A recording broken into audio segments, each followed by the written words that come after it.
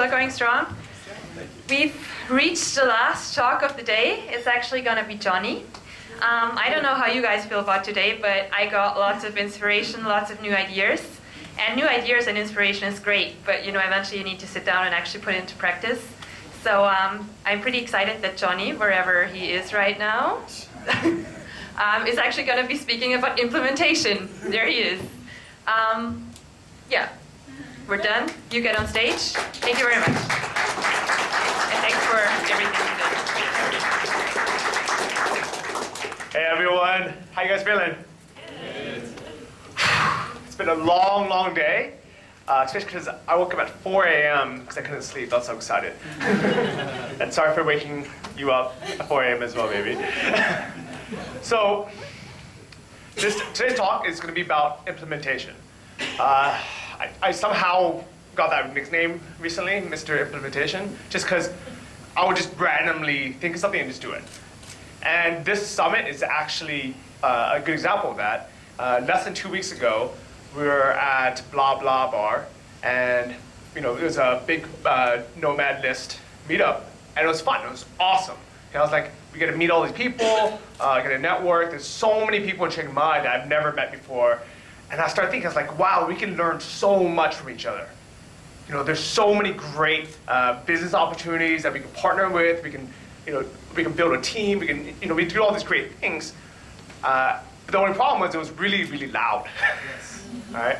And it was more of a social event, which I think is amazing because maybe you'll meet one or two people, keep in touch, and then you'll hang out somewhere quieter and learn from each other. But I started thinking, I was like, man, how cool would this be if we all met in a seminar room instead, and we can just actually learn from each other? So I just started asking people. I was like, hey, would that be a good idea? And honestly, the first 4 people didn't give me the answer I was looking for. They were like, oh, I don't know, I like to be able to drink, I want to do something. And then I was like, then the 5th person was like, yeah, that's a great idea. I was like, okay, good. And it's one of those things where if in your mind you think that you would really enjoy it, that you would get a lot of value out of it, I'm sure there's other people who are going to get just as much value out of it. And that's what I really like about seminars like this, where there's a very wide range of speakers at all different levels. So for today, for example, you have people who are really good at teaching you how to get started. Like what are the actual steps to build a business? Like with Sean Lee's example. And that was, for some people, they're like, aha, I have a blog already, I should make videos. And he showed step by step how to make those videos. Other people are thinking, wow, I have this whole thing going on, I need to build a team now. That's what I need to do now. I need to think bigger. And every single person here is going to be at a different stage, and you're all going to connect with a different person and their different business idea. But here's the thing, is it all works. I really believe now that almost everything works. Especially if you believe in it. If it's something that you're like, you have a gut feeling. You're like, you know what? I can see that being something that would help other people. I'm not talking about taking shortcuts or spamming content sites. I'm talking about building a real business and offering a real product. And what I really liked about a lot of the speakers tonight is they sell a real product. And these are things that, to us, it's a crazy, crazy world we live in. Because the person that's in Iowa or in California that's buying that jump rope has no idea that Mark is hanging out here at a coffee shop down the street, making these things. The person that's buying 300 tons of sugar has no idea that it's just this girl just traveling the world and being location dependent. But quickly you start to realize that being a digital nomad isn't just having a blog with some ads on it, or selling just random products. Digital nomads are actual entrepreneurs, and there are a ton of people just kicking butt out here. But here's the thing, is if you spend any time on Facebook forums or on any forums, especially in Thailand, you're gonna, there's gonna be so many people that say, oh no, that doesn't work, don't do that. Or, oh that, that business model is dead now. Oh, there's so many people on Amazon selling, it's impossible to make that work now. Or, you hear this stuff all the time. Do you guys ever hear that? Right? Or like, oh yeah, that guy's just selling, whatever course. And here's the thing is, unfortunately, there is some crap out there. But there are also so many gems out there. And a lot of people standing on here kind of agree on the same thing. They all had a mentor, they all had a coach, they all took some kind of course. But the difference between them and the people that sit on forums and complain about it the whole time is they actually put in the work and built a business out of it. They took, the little bit of knowledge they needed, and then they built a big business with it.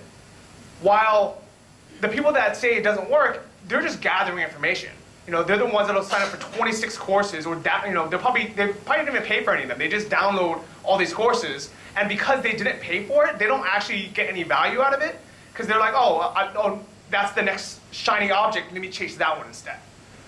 So today's talk is about just picking something, almost anything, and just running with it full force and implementing it. Another example is my podcast, the Travel Like a Boss podcast. Has anyone here listened to it? Woo! All right. That was a random idea as well. I think I was meeting with some people for breakfast out here in Chiang Mai, and we had just said, I should make a podcast, it'd be fun. And the reason why I wanted to make a podcast was I meet all these cool location independent entrepreneurs, all these digital nomads that are often here living in Chiang Mai for 2 months, 3 months, and then leaving, or they're just traveling through. And I wanted first an excuse to sit down with them and just pick their brains and learn from them. Because even though I've now been good friends with a lot of people who have been on the stage today, I never really sat down and picked their brain about business. Or I know a little bit about what they do, but I never had them sit down for half an hour or 20 minutes and just teach me, this is what you do. So on the podcast, that's what it is. It's weekly interviews with different digital nomads or location-independent entrepreneurs that I meet. And I wanted to start that because I thought it was cool. I didn't know how many people were going to listen to it. A lot of people, I'm sure, if I asked enough, they would have said that's a bad idea. But I just said, I don't care, I'm just going to do it. All right? I had no idea how to start a podcast. I had no idea how to edit something. I didn't know where to upload it. I didn't know any of that. But I said, you know what? I think this is going to be a good idea. I think it'll be fun. Let me just try it. A week later, I had my first episode. Last month, we had 10,000 downloads, all right, per month. So if you think about it, but it's not even about that number. It's about, out of those 10,000 people downloading it per month, 2 or 3 move out to a place like Chiang Mai or start their own business in Belgium. And they message me saying, John, I just want to say thank you. I started XYZ business in Germany, and now I've quit my job. And that makes me so excited because there's a big, big chance that if I didn't accidentally stumble into this nomad community, or I didn't accidentally stumble into, I didn't meet a guy who taught me how to do online business, I wouldn't be standing here. I would be back at home, jaded and thinking, oh, nothing works. Oh, I tried it, didn't work. But I was so lucky. I was so fortunate that these little tiny circumstances led me to where I am now. And that's why I wanted to share it with everyone. That's why I really wanted everyone to be able to come to this seminar today. But remember, it was this close to not happening. If that 5th person I asked said it was a bad idea, maybe I wouldn't have done it. I would have been like, maybe it is a bad idea.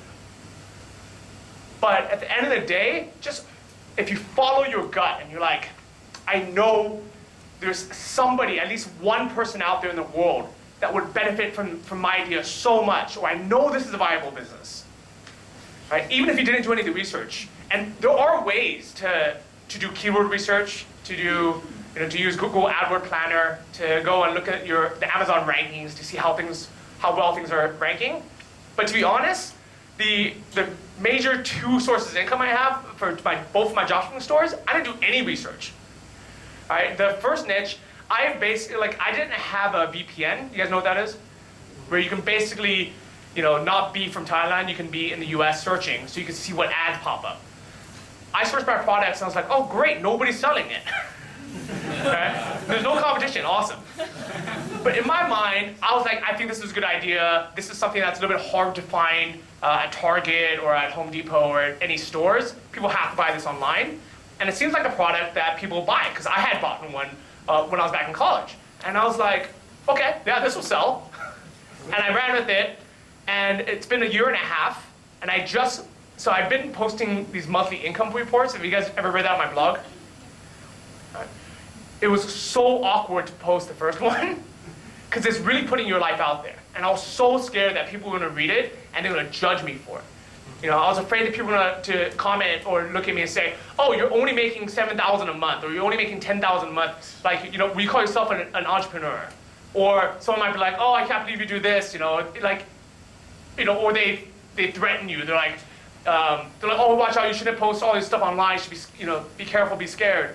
There's all this like potential negative backlash of being that open and honest, but the upsides of it are so much more worth it. Because since I started doing that, first it forced me to really look at my own life and say, what can I scale, what can I do better, how can I grow? And it's almost like a challenge that you put out there in the world. Like if you tell the whole world and you start blogging about your weight loss challenge or your you know, a fitness challenge, you're gonna have to do it, because especially if you have an audience that's following you and they're seeing your progress. So you can't lie to yourself anymore. It also forces me to actually sit down and look to see what I actually earned, which is, you know, is honestly one of those things that once you actually start having income, you kind of just let it go, and you don't even really sit down and optimize and implement. So by putting that out there, I was like, okay, what is the next step? All right, and so the second store that me and my girlfriend started, Larissa, is also a product that we didn't do any keyword research on. Like we were just like, well, is this something that people buy online? Yeah, this seems like it. And how did we get that idea? All we did was we asked ourselves, I'm like, hey, you know, what have you bought online? Can you ask every single one of your friends? Can you Facebook every one of your what have you bought online in the last, you know, 6 months? And we just asked people. Like when we were out for dinner with people, we were like, hey, you know, I'm just curious, what have you bought? And to me, these are the niches that if either I've used it personally or I bought it personally, or at least a friend of a friend has, to me that matters so much more than how many, you know, searches it gets per month on Google. But here's the thing, is both work. But if you go back and forth thinking, oh, that doesn't work because this is the only way, you won't do either of it. Or if you start doing something, and then you get this shiny object, you know, syndrome. You guys all heard of that? Right? You're like, oh, everyone's, you know, like, Facebook ads? Yeah, you know, maybe I should do that now. And you give up whatever you've been doing for the last 3 months. Every single person that's been up here has put in the actual work and has pushed forward to implement what their idea is. Not a single person up here is perfect, including myself, especially myself. But I really, really believe that the reason why I'm successful today is because I've messed up so many times. I loved Mark's talk about how he was 39 and a half and had to start over at 40. You know, I loved when people open up and they're like, I wasn't happy. And that was me. You know, I thought I had figured out the whole thing. I moved out here to Thailand 5 years ago. And I had read Tim Ferriss's book, and that's what changed, you know, that's what gave me that first courage. All right, you guys all read The 4-Hour Work Week? Yeah. All right. And it was that one book that sparked it, and I was like, you know what? If this guy can do it, I can do it. So I came out here and I taught scuba diving. I did some Muay Thai, met guys like Ben. And then about a year and a half ago, I was like, well, turning, you know, I think I was 30 already, and I was like, I was turning 31. I was like, I'm broke. I want to make this digital nomad thing happen. I want to make money online. I had no idea how. And I was like, let me just try something. So for the once in my life, I set a goal. You know, I said, let me write a book. I had a blog about going to Muay Thai camps, right? And I didn't know how many people were searching for it. I didn't do any keyword research. I just figured that would have really helped me if I was moving out for the first time. It would really help me if I wrote, you know, what's the average training prices or the cost of living in a gym in Phuket versus a gym in Koh Tao or in Chiang Mai. And that was my first kind of taste of online business. And but what that did, that opened the next door. Right? I started networking with entrepreneurs. And you guys are very, very lucky that we have events like this nowadays. We have the hashtag Nomad Chat. We have the Nomad List. We have the Facebook Chiang Mai Digital Nomads group. We have these events. But even a year and a half ago when I got started, we didn't have any of that. I met my mentor off of, what was it? Couchsurfing maybe? Or like, it was there's like, sorry. All right, but like these tools are so available now. But here's the thing is, by having more tools, it doesn't necessarily make it easier.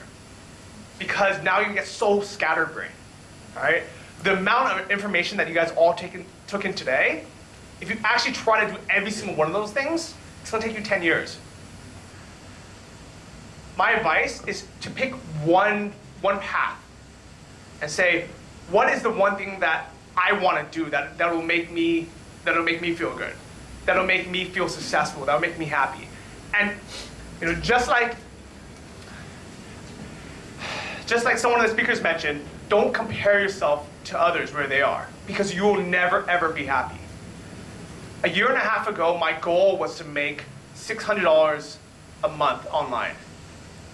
And the reason for that was my expenses living in Chiang Mai. That's 18,000 baht. And I said, if I can make that, I can live here forever and I'll be happy.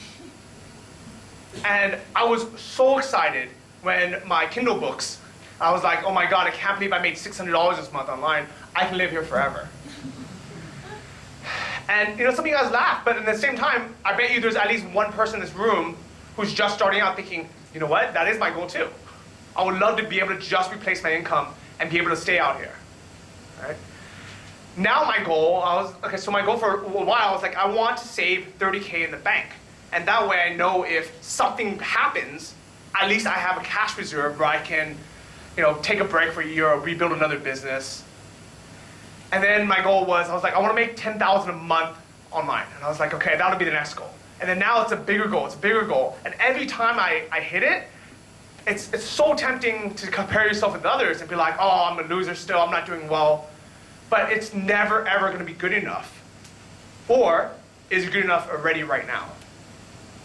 All right?